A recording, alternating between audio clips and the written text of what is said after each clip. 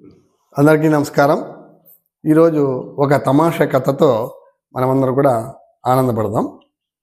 ఓ గురువు గారికి 4 శిష్యులు ఉండేవాళ్ళు. ఇది ఎప్పటి కాలం కథ అంటే పూర్వకాలం గురుకులాలను పెట్టుకొని శిష్యులను అన్ని విధాలుగా తయారు చేస్తూ ఉండేవారు. పరమానంద శిష్యుల్లాగా ఉంటే కష్టమే కదా, అలాంటి పరిస్థితి ఇక్కడ చెప్పుకోబడింది. గురువు ఏమో పరమ నిష్ఠా గరిష్ఠుడు, మంచి నాలెడ్జ్ కలిగిన వాడు, అన్ని విషయాల్లో బాగా తెలిసినవాడు. కొంచెం వయోభారం కూడా ఎక్కువగా ఉంది ఆయనకి. పిల్లలకి నచ్చినట్లు చెప్పాలని అనుకుంటాడు, కానీ గ్రహించే గ్రాస్పింగ్ పవర్ కూడా పిల్లలకి అవసరమే కదా. ఆ 4 పిల్లలు కొంచెం బాగా అర్థం చేసుకోవడంలో వెనకబడి ఉన్నారు. దానివల్ల ఆ గురువుకి తిప్పలు ఎలా ఉన్నాయో చూడండి. ఓసారి ఆ పిల్లల్ని పిలుచుకొని ఆయన నడుచుకొని పోతూ ఉన్నాడు. వేరే ఊరికి పోవాలంటే మార్గమధ్యంలో ఎటువంటి ప్రయాణ సౌకర్యాలు లేక నడిచి కాళ్ళు బొబ్బలు ఎక్కుతున్నాయి. పాపం వాళ్ళు చెప్పులు కూడా వేసుకోలే. గురువు గారికి వయోభారం ఒకటి, ఆయన చేతిలో కమండలము, ఒక దండము అన్నీ ఉంటాయి. అవి మోసి ఆయనకి బేజారైపోయింది. అందుకని వెళుతూ ఉంటే ఒక ఎరువుల బండి ఆయన కనబడ్డాడు వీళ్ళకి. ఆయన వీళ్ళ అవస్థ చూసి, అయ్యా గురువు గారు, మీ శిష్యులు నడుచుకొని వస్తారు, మీరు నా బండిలో రండి అన్నాడు.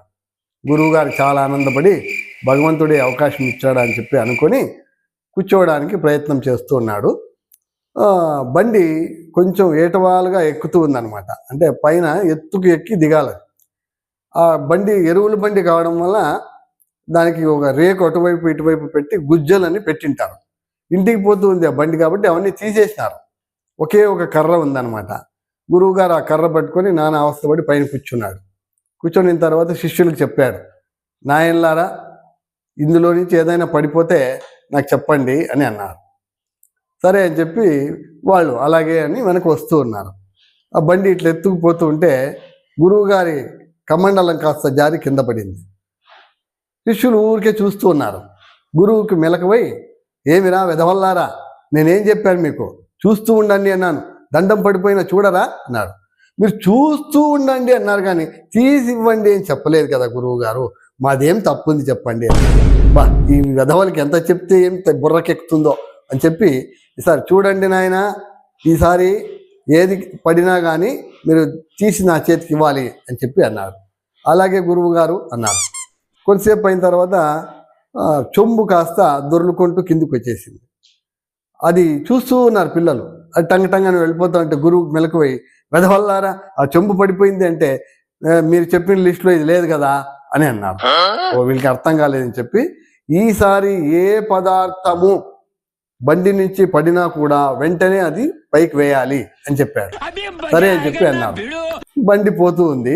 గురువు గారికి పాపము అలసట బడలిక వలన నిద్ర వచ్చేసింది. హాయిగా నోరు తెరిచి పడుకునేస్తారు. ఇంతలో ఎద్దులు చిన్నగా పోతున్నాయని ఆ రైతు కోపం వచ్చి 2 ఎద్దుల మీద చేత్తో ఇట్లా చెరిమాడు.